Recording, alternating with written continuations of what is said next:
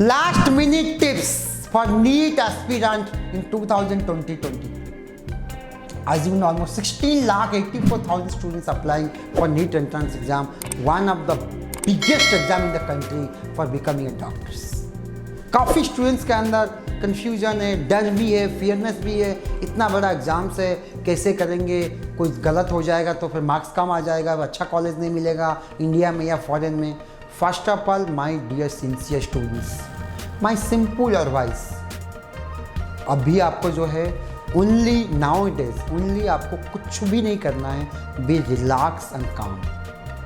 क्योंकि माइंड को जितना फ्री कर रखोगे, क्योंकि आई एम श्योर आपने ऑलरेडी जो भी सब्जेक्ट है physics chemistry biology and already practice कर चुके होंगे। ओनली क्वेश्चन पेपर को रिवाइज कीजिए, उनको ही प्रैक्टिस कीजिए and always be calm and quite. हमेशा जो एग्ज़ाम के लिए जो है एग्ज़ाम से पहला दिन your mind has to be relax. अगर आपका इंटरेस्ट है, एक दिन के लिए जो है मेडिटेशन कीजिए, योगा कीजिए या स्पोर्ट्स एक्टिविटीज़ में कुछ भी एक्टिविटीज़ में एंगेज कीजिए अपने आप को। You need to be relax, क्योंकि आपको पता है अगर आप रिलैक्स नहीं रहेंगे, कॉन्फिडेंट नहीं रहेंगे, एग्ज़ाम सेंटर जैसा आप संडे एग्ज़ाम है 2 to 5 13 सितंबर एग्ज़ाम देने के लिए जाएंगे, हड़बड़ी में काफ़ी स्टूडेंट्स का गलती हो जाता है।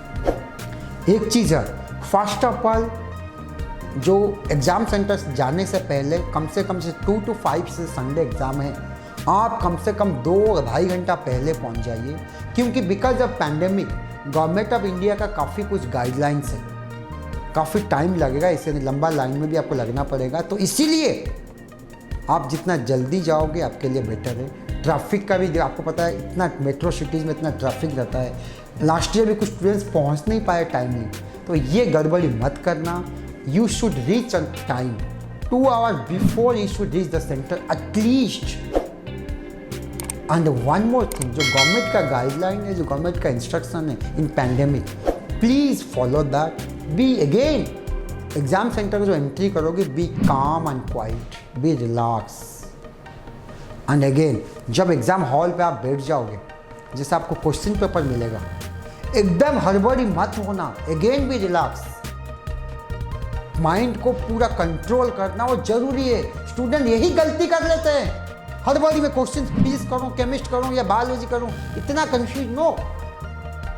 पहले जिस टाइम आपको क्वेश्चन पेपर मिलेगा, इमीडिएटली कम से कम, मैं मानता हूं टाइमिंग का कंस्टेंट है, फिर भी 5 मिनट 4 to 5 मिनट मिनिमम सारे क्वेश्चन पेपर को चेक कीजिए। Physics chemist biology check view कीजिए क्वेश्चन पे कौन सा। First you need to identify, yes, जो आप इनिशियली 4 to 5 मिनट्स आप जो क्वेश्चन पेपर इवैल्यूएट करेंगे, आपको पता लग जाएगा सबसे इजी पेपर कौन सा है। पहले उसको ही टच कीजिए। लेट्स से बायोलॉजी इजी आया या केमिस्ट्री, कोई भी पेपर इजी आया, जब इजी पेपर आप आधा घंटा 1 घंटा में कंप्लीट कर दोगे, फिर उसका जो और थोड़ा medium of difficulty, then finally जो ज़्यादा डिफिकल्ट उसको लास्ट में टच करना। आई कैन अश्योर यू आपका पेपर काफ़ी अच्छा होगा, काफ़ी अच्छा स्कोर होगा। एक चीज़ ऑलवेज आप याद रखना, यस, एग्जाम से एक दिन पहले you need to calm and quite, be relax and happiness, then आप एग्जाम में बेटर करोगे। एग्जाम हॉल जो 3 घंटा का टाइम है, ये आपके लिए काफ़ी क्रूशियल है, हड़बड़ी नहीं है। बी रिलैक्स के साथ एग्जाम दीजिए, आप डेफिनेटली आप सक्सेस होंगे, अच्छा स्कोर लाओगे। Wish you best of luck for your NEET exam. Thank you very much.